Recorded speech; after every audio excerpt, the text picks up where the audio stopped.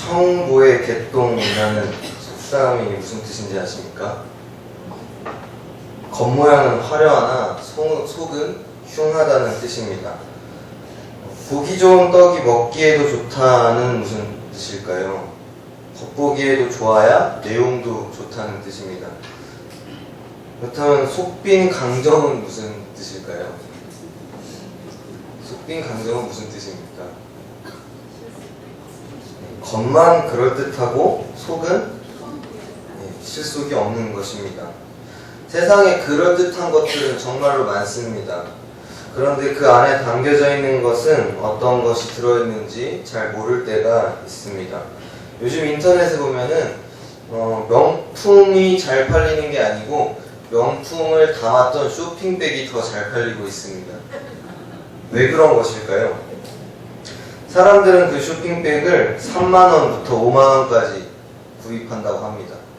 저희는 그냥 보통 쇼핑백을 얻어서 쓰거나 집에 있는 것들을 그냥 돌려서 쓰기도 하는데 굳이 이 명품 쇼핑백을 3만원을 주고 구입을 한다는 것입니다. 왜 이렇게 이들은 명품보다 이것들을 더 많이 사는 것일까요? 물론 진짜 그 물건을 샀는데 그 상자나 쇼핑백을 잃어버려서 다시 구입하는 사람들도 있을 것입니다. 그런데 대부분은 나도 이 가방을 가지고 있다, 나도 이 가방을 샀다, 실제로 사지는 않았지만 그 쇼핑백만으로 사람들에게 내가 이 가방을 가지고 있다는 것처럼 알리기 위함입니다. 겉으로 보여지는 것에 충실한 것입니다. 정작 그 쇼핑백 안에는 명품이 아닌 쓸데없는 물건들로 가득 차 있는 것입니다. 사람 또한 마찬가지입니다. 사람의 가치도 겉모양으로 매겨지지 않는다는 것입니다. 사람의 가치는 그 사람이 가지고 있는 성품들로 보통 매겨집니다. 더 나아가 하나님의 일꾼들로 모인 우리들의 가치는 더욱더 외적인 것에 있지 않습니다. 우리들의 가치의 기준은 하나님께 있습니다. 우리가 어떤 명품 쇼핑백이 되느냐는 중요하지 않습니다. 우리 안에 무엇을 담고 있느냐가 우리에게 중요한 것입니다. 바로 우리가 담고 있는 것은 예수 그리스도입니다. 우리 그리스도인들은 질그릇 안에 보배를 지녔습니다. 이 보배는 예수 그리스도이며 하나님의 영광입니다. 그 하나님의 영광은 예수 그리스도를 바라볼 때 우리 안에 담겨집니다. 출애굽 때 모세는 하나님으로부터 두 번째 돌판을 받고 시내산에서 내려옵니다. 그 내려올 때 얼굴에 영광스러운 광채가 났다고 합니다. 이로 인해서 이스라엘 사람들은 그에게 가기를 두려워했습니다. 그래서 모세는 하나님의 명령을 다 설명한 후 이 광채를 보지 못하도록 자신의 얼굴을 수건으로 감쌌습니다. 그 광채는 결국 없어질 영광이기에 그 영광에 집중하지 못하도록 한 것입니다. 고린도후서 3장 13절에 장차 없어질 것에 결국을 주목치 못하게 하려고 수건을 그 얼굴에 쓴 것이다 라고 말씀하고 있습니다. 모세는 자신의 얼굴에 비친 사라질 영광에 이스라엘 사람들이 집중하지 않고 하나님의 영원한 영광을 바라보기를 원했습니다. 우리의 목적지는 하나님입니다. 모세는 경유지에 불과했습니다. 경유지에 너무 신경을 쓰게 되면 목적지에 가는 것을 잊어버리게 되는 것입니다. 모세는 주께로 돌아갈 때에만 그 수건을 벗었습니다. 바울은 율법을 넘어서 그 율법의 완성이 되시는 예수님을 대면했습니다. 이제 주께서 우리와 함께 하시니 우리가 수건을 쓸 이유가 전혀 없다는 것입니다. 주의 영이 계신 곳에는 자유함이 있다라고 말씀했습니다. 그런데 유대인들은 아직도 그 수건을 쓰고 있습니다. 그것도 스스로 쓰고 있습니다.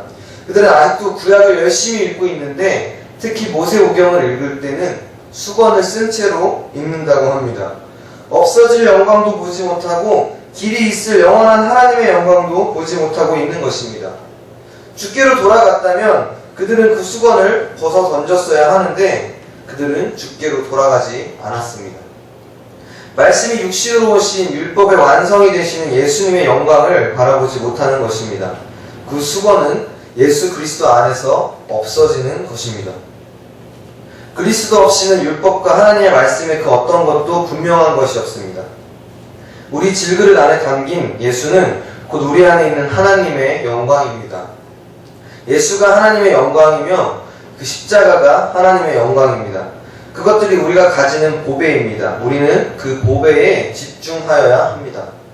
그러나 이 영광스러운 보배를 담은 우리들을 무엇이라고 표현하고 있습니까? 질그릇이라고 표현하고 있습니다. 내용물에 비하면 한없이 부족한 포장지가 아닙니까?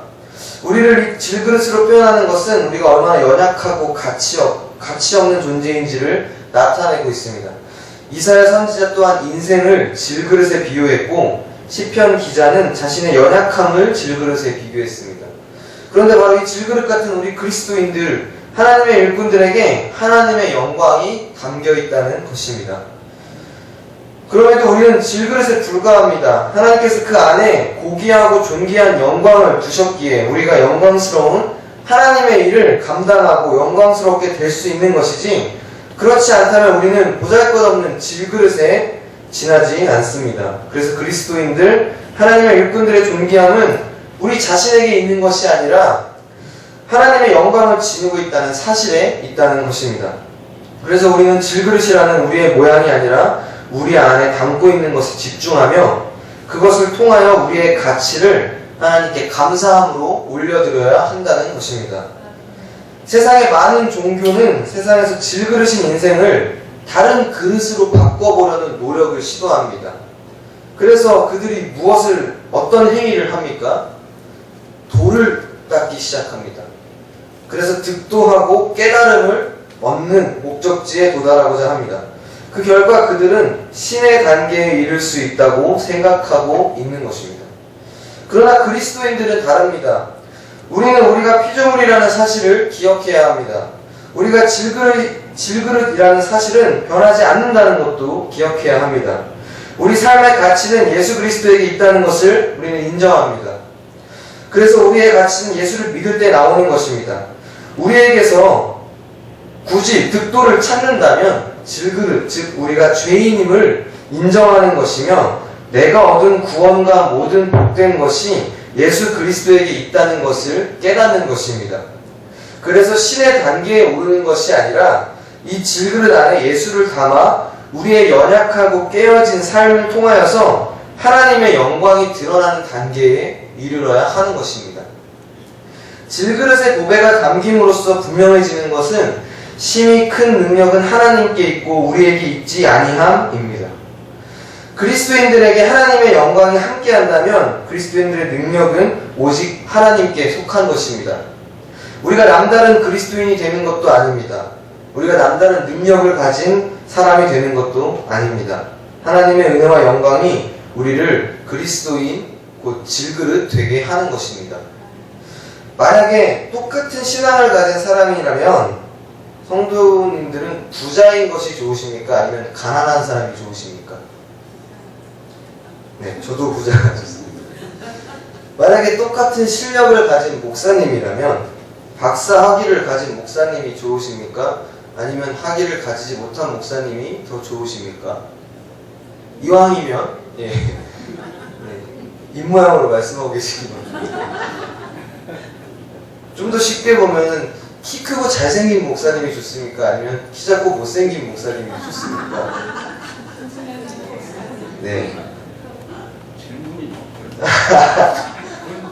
예, 목사님은 키가 너무 커도 또 너무 잘생겨도 곤란한 것 같습니다. 농담 삼았던 이 이야기처럼 마치 우리는 그 내용에 집중하는 것처럼 보이지만 교묘하게 실제로는 겉으로 드러나고 있는 그 그릇의 종류에 눈을 두고 있다는 것입니다. 영원한 하나님의 영광에 눈을 두어야 하는데 우리는 교묘하게 장차 사라질 영광에 눈을 두고 있습니다. 우리가 질그릇인 이유가 여기에 있습니다. 하나님의 영광에 집중하기 위함입니다. 그 보배에 집중시키기 위함입니다. 포장지가 너무 화려하고 멋지면 그 내용물에 집중하지 않습니다. 누가 선물을 했는데 그 내용물보다 포장지가 너무 멋져서 그 선물을 포장도 뜯지 않은 채 선반에 진열해 놓으면 그 선물은 무슨 의미가 있겠습니까? 선물을 준 사람은 분명 그 내용물로 인해서 받는 사람이 기뻐하고 또 그것으로 인해서 감사하게 하기 위한 선물인데 우리는 그것들을 뜯어보지도 않은 채 그 포장지가 너무 멋져서 그것을 보면서 기뻐하는 것입니다. 우리는 하나님의 영광을 담고 있는 인생들입니다. 그래서 우리가 질그릇이라는 사실은 그렇게 중요하지 않습니다. 우리가 담고 있는 보배가 고귀한 것입니다. 사무엘상에서 하나님께서는 외모를 보지 않으시고 마음의 중심을 보신다 말씀하셨습니다. 겉으로 드러나는 것, 우리가 질그릇이라는 사실은 우리의 가치를 좌지우지하지 않습니다. 마음의 중심, 질그릇이 담고 있는 내용이 중요한 것입니다. 많은 한국 교회들, 특히 대형 교회들이 무너지는 모습들을 종종 보게 됩니다. 그들은 왜 위험에 처하게 되었습니까? 그들은 왜 무너지게 되었습니까? 그들이 가지고 있는 보배의 중요성을 모르고 지키지 않았기 때문입니다. 그들은 보여지는 것에 집중했고 돈이라는 곧 사라질 영광에 집중했던 것입니다. 교회만 이야기하는 것은 아닙니다. 그러나 교회는 그러지 말아야 한다는 것입니다. 우리가 담고 있는 예수 그리스도, 하나님의 영광, 복음, 십자가, 그 고귀하고 존귀한 보배를 중요시 또 최고로 여길 줄 알아야 한다는 것입니다. 교회의 모양은 중요하지 않습니다. 교회의 크기는 더군다나 더욱더 중요하지 않습니다. 건물이 무너져가도 괜찮습니다. 건물이 없어도 괜찮고 성도의 숫자가 늘지 않는다 한들 어떻습니까? 질그릇인 우리의 모양이 중요한 것이 아니라 우리가 가진 예수 그리스도라는 보배에 우리의 소망이 있고 영광이 있고 능력이 있는 것입니다. 그 영광스러운 보배를 담은 질그릇 인생은 다른 인생들과는 차원이 다릅니다. 그 보배를 지닌 그리스도인들은 겉으로 같아 보이지만 전혀 다른 인생을 살아갑니다. 범사에 억눌려도 죄어들지 않는 인생을 삽니다. 어느 일 하나 잘 풀리지 않고 다 막힐지라도 담대한 인생입니다. 범사가 대적한다고 해서 하나님의 자녀의 존귀한 신분은 결코 변하지 않습니다. 우리는 답답한 중에도 낭망하지 않습니다. 해결책이 없는 듯 보이며 앞길이 깜깜하여 한 치 앞도 보이지 않는 일을 우리는 바라보고 있을지라도 결코 소망과 희망을 잃지 않는 것입니다. 그 인생은 결코 불평과 불만도 없습니다. 우리는 박해를 받아도 공경에 빠지지 않습니다. 예수를 믿는 일 때문에 조롱당하여도 하나님의 영광을 지닌 우리 그리스도인들은 두려워하지 않습니다. 또한 그리스도인들은 내리던짐을 당하여도 망하지 않습니다. 더 이상 회복할 수 없을 정도로 심한 타격을 입어도 망가지지 않습니다. 오늘 말씀 가운데서 그렇게 이야기하고 있습니다. 저에게는 무릎이라는 약점이 있습니다. 제가 이 교회에 오기 전 무릎을 다쳐서 수술을 했었기 때문입니다. 아픈 무릎이지만 아무것도 하지 않으면 더 아프고 더 힘을 내지 못하기 때문에 조금씩 운동을 시작했었습니다. 요즘 무릎이 약해지고 통증이 오는 것을 느껴서 다시 운동을 시작했는데 제가 운동을 하다가 넘어지면서 무릎을 다시 다친 것입니다. 나으려고 시작한 운동 때문에 다시 고통에 처하게 되었습니다. 그런데 다른 곳은 무릎이 아닌 다른 곳이 아프면 저는 그냥 시간이 지나면 낫겠지 하는 마음을 가지고 크게 걱정하지 않고 시간이 가기만을 기다립니다. 근데 저는 이 무릎 때문에 힘들었던 시간들 때문에 무릎이 아프거나 무릎이 시리거나 무릎이 다치면 마음이 조금씩 약해지고 우울해지고 생각이 많아집니다. 그 시기가 떠오르기 때문인 것 같습니다. 그렇게 어려운 마음으로 제가 이번 주 금요철야 예배를 드리면서 말씀 가운데 큰 은혜를 받았습니다. 그러면서 내가 이렇게 낙심하고 마음이 어려울 필요가 없다고 생각했습니다. 육체는 약해지고 있었지만 마음만큼은 하나님께서 더욱더 강하게 하셨습니다. 물론 육체가 건강한 것은 매우 중요합니다. 그러나 내가 가지고 있는 더 큰 능력을 바라보니 두려울 것이 하나도 없었습니다. 우리들은 보배를 지니고 있기 때문입니다. 그래서 그 인생은 다른 인생들과 다릅니다. 제가 그냥 질그릇이었다면 저는 깨어져 없어져 버렸을 것입니다. 혹은 이미 버려졌을 것입니다. 쓸모없는 그릇이기 때문입니다. 그러나 우리는 보배를 담은 질그릇입니다. 우리를 버릴 수 없습니다. 우리를 깨뜨릴 수 없습니다. 어떠한 상황이 우리 앞에 있어도 우리는 늘 담대하게 살아갈 수 있습니다.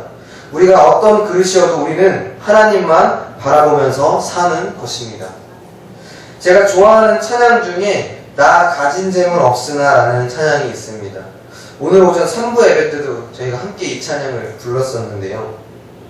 이 찬양의 가사를 작사한 송명희 시인은 뇌성마비를 가진 장애인입니다.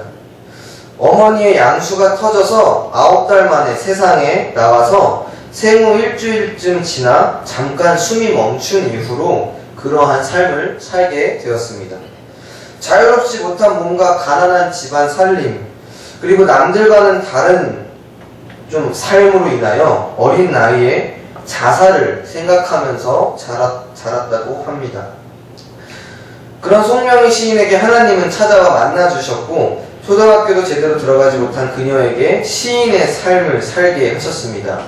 그리고 그녀가 작사한 시가 곡으로 발표되었습니다.